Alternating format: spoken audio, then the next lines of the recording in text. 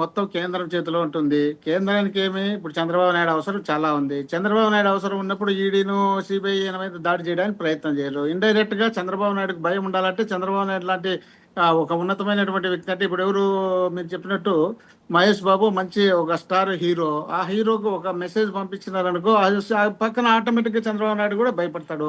ఈయన ఒక దిట్టు భయపడిస్తుండాలి, ఒక దిట్టు ఆయన చెప్పినట్టు వాళ్ళు చెప్పినట్టు ఇనేట్టుగా చంద్రబాబు నాయుడుని చేసుకుంటున్నారు. చంద్రబాబు నాయుడు గారి ఉద్దేశం ఏంటి?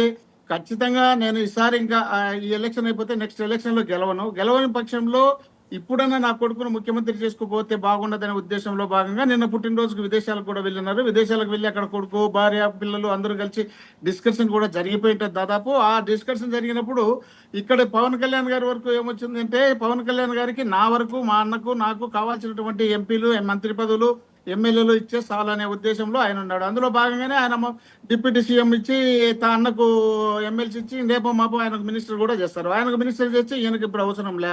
బీజేపీ వాళ్ళ ఉద్దేశం ఏంటి? చంద్రబాబు నాయుడును మాకు సపోర్ట్ చేస్తూ ఉండాలి, చంద్రబాబు నాయుడు ఏదన్నా తోక తిప్పితే మొత్తం ఆయన తోక మొత్తం మా చేతిలో పట్టుకొని ఉండాలనే ఉద్దేశంలో భాగంగా వాళ్ళు ఈ ప్లాన్ వేసుకొని వాళ్ళు నడుస్తున్నారు. ఖచ్చితంగా చంద్రబాబు నాయుడు ఈ మధ్యలోనే ఈ కొడుకునైతే ముఖ్యమంత్రి చేసుకోవడానికి ప్రయత్నం చేస్తాడు. చేసిన తర్వాత మీరు అన్నట్టు ఒకవేళ కృష్ణాంజనేయులు గారు అన్నట్టు పాతలో అంటే పార్టీ పెట్టక ముందు నుండి రామారావు గారితో క్లోజ్ గా ఉన్న వాళ్ళు, పార్టీ పెట్టినప్పుడు రామారావు గారితో ఉన్న వాళ్ళు, గోరంట బుచ్చయ్య చౌదరి లాంటి వాళ్ళు పార్టీతో పాటు వాళ్ళు ముందుకు వచ్చిన వాళ్ళు అలాంటి వాళ్ళు చాలా మంది ఉన్నారు. ఇక్కడ మీరు గమనించాల్సింది ఏంటంటే ఒక బీసీ నాయకుడు ఇవాళ ఈ ఇందాక కృష్ణాంజనేయులు గారు చెప్పిన దానికి ఆయన సజెస్ట్ చేశారు. ఒక బీసీ నాయకుడు ఈ ఉద్యమం తేబోతున్నాడు. ఇది బీసీల పార్టీ, ఎన్టీఆర్ బీసీల కోసం పెట్టిన పార్టీ. బీసీలకి అన్నం ముద్ద పెట్టి బీసీలని ఈ స్థాయికి తీసుకొచ్చిన ఎన్టీఆర్ మా దైవం అనే నినాదంతో ట్యాగ్ తోటి బీసీ నాయకుడు షార్ట్లీ ఆగస్టు సంక్షోభం. కృష్ణాంజనేయులు గారు మీకు గుర్తుండే ఉంటుంది, ఒక 10-15 డేస్ బ్యాక్ ఒక యూట్యూబర్ దీని మీద డీటెయిల్డ్ త్వరలో మరో సంక్షోభం అని పెడితే గుండు సూది అనే పేరుతోటి అది డిలీట్ చేయించారు, గుర్తుందా? సో అదండి మోహన్ రెడ్డి గారు ఒక బీసీ నాయకుడు. ఏ బీసీ అయినా తెలుగుదేశం పార్టీలో వాళ్ళ ఎనుకో ఎవరో ఒకరు బలమైనటువంటి